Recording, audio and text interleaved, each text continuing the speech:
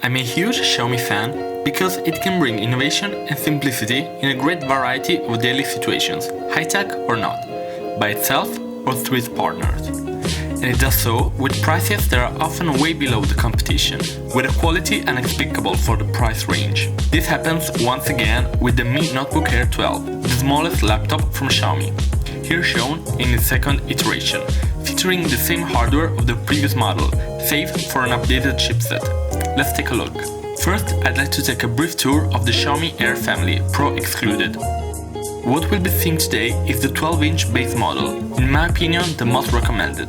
It is of course the cheapest model, but there are other alternatives, especially the same model but with double the storage, or a different configuration with double the RAM and an i5 processor, or to be precise, a Core M5, which now Intel groups with the i5 family.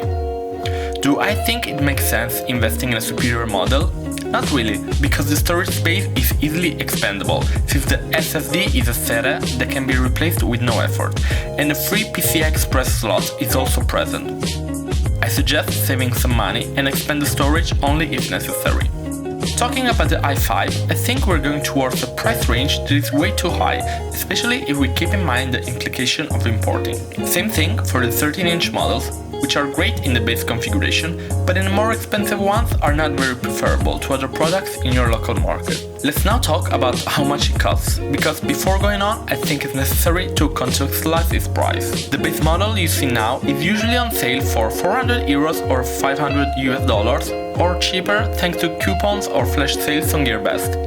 You can check the current price with the links in the description, but I'll let you on a little trick. Some products, like this notebook, are often stored in more than one warehouse, with variable prices, so don't forget to check the price for both the Chinese and Hong Kong warehouse, as you could save quite a lot. The same thing can be applied for the coupons, which can be applied only for given warehouse. So, what's important? What are we facing? Well, surely don't expect any warranty or repairing.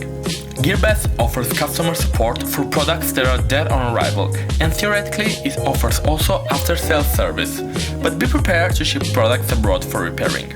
It's a risk, but I think that considering how much money you can save is totally worth it, and personally I never had any hardware malfunctioning with a Xiaomi product, and I bought a lot of them. As you can imagine, the charger comes with a Chinese plug, so you can choose whether to use an adapter, and I suggest ignoring the one Gearbest sends you and opt for a compatible plug, or to completely replace the power supply, since the charger goes through USB-C, and it's therefore possible to use any sufficiently powerful charger, even a power bank. Sadly, the cord can be detached from the charger, so you will have to replace it completely. Your choice. In both cases, it's a very simple solution.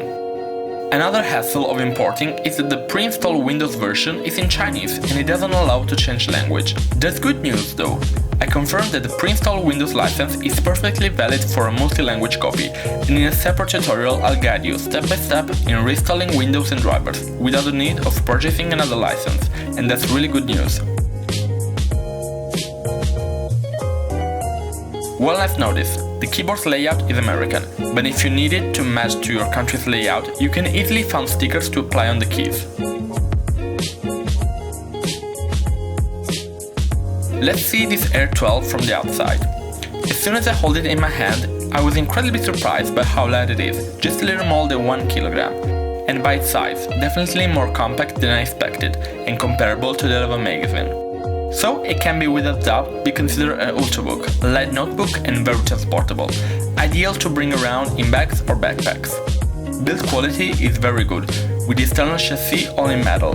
It flexes very little, and the weight is so perfectly balanced that you can open it with just a finger. The screen is quite small, 12 inches, and is a full HD 1080p IPS, very clean at this size. It's a very nice display, and is very bright, even though it is also very reflective.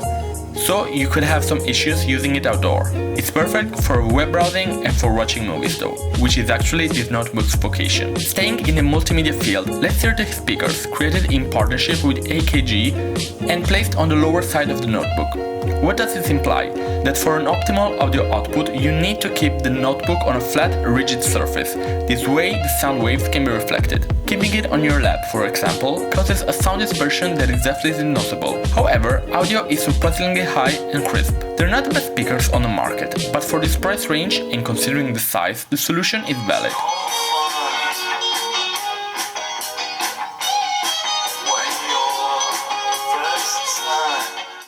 The audio jack is placed on the left lower side and produces a very clear sound. The 720p camera and microphone will allow you to use software such as Skype without any regrets. This is a video with audio recorded directly on the Xiaomi Notebook Air. How does this notebook perform in daily usage? That depends on your expectations. I did a mixed but light usage, always on battery, and with the energy saving set on balanced, even when running games, and I found it very adequate. The Core M3 7Y30 processor outshines every Atom or Celeron found on cheaper notebooks, including those on the same price range that you can find in stores. And even though I would have preferred 8GB of RAM, the system is absolutely well balanced, with a performing SSD that really makes a difference compared to the cheaper eMMC storage. I use it for web browsing, YouTube videos and Netflix, and I never had any slowdowns, even if the thermic solution adopted is aimed at saving battery life. With the standard usage, the battery can last around 6 hours, even less with the more demanding usage and with a higher screen brightness. I admit more could have been done. The battery life is not that great, and it's surely one of the notebook's weak points.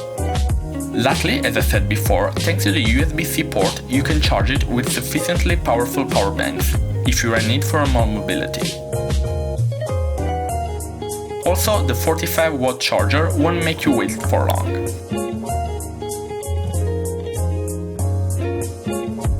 I tried some games using mouse and gamepads, as I said before, on battery power, and it performs well enough, even though my game library is quite dated, so I'm not surprised by its performances. Forget about recent games, the integrated GPU is not made for such intensive use, but you won't have any problems running some older games. Here are a couple of minutes of gameplay to show you how it holds up.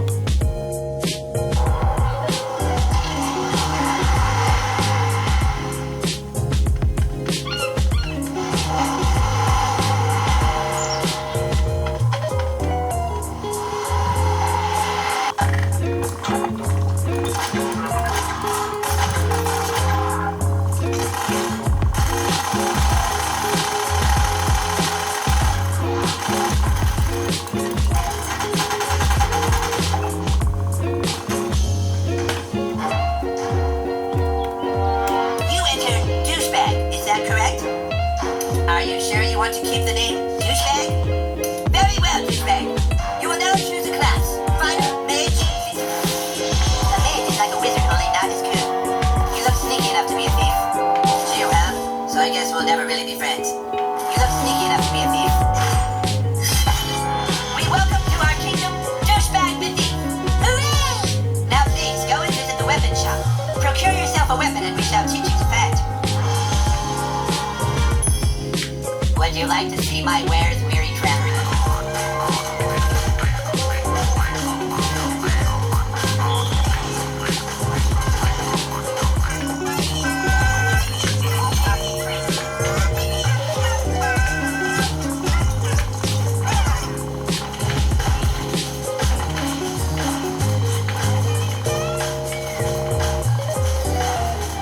The keyboard is actually really good, save for some strange keys placement. It's very soft, with a firmer power button on the right top, making it easier to recognize. The function keys have many options, like volume and brightness control, screenshot tools and so on, and writing is a real pleasure. It's also backlit, but with only one brightness level, as it lacks a brightness sensor. Like I said before, the keyboard features an American layout, so if you're living in a non-English speaking country, you can put stickers on the keyboard with your local layout, or use the American International layout for accented letters. The touchpad is very generous and high quality. It's a synaptic trackpad, but sadly not a precision touchpad, and it shows, especially after years of Apple trackpads. But it's perfectly manageable, and it remains a step forward compared to other same price alternatives. So, let's wrap it up. There are many topics I didn't touch, but this is more a tour than a full review, and if you have any doubts or questions, feel free to ask in the comments section. I'm biased, but I really like this notebook a lot. Question is, should you buy it? If you're looking for a new notebook that is extremely light and easy to carry, and your use is relatively light, I'm thinking about college students who have to study or take notes, or who needs a domestic PC for multimedia and web browsing. The answer is absolutely yes, even considering the implications of importing. I will show you step by step how to reinstall Windows with another language. And if your budget is around 400 euros, $500 US, if you look around you won't find anything better. With a relatively low expense, you'll bring home a solid, well-built computer with modern specs. It's not a perfect product, but the highs outshine the lows. Having said that, I invite you to look at the description to find additional information and where to buy it. Thank you for your time.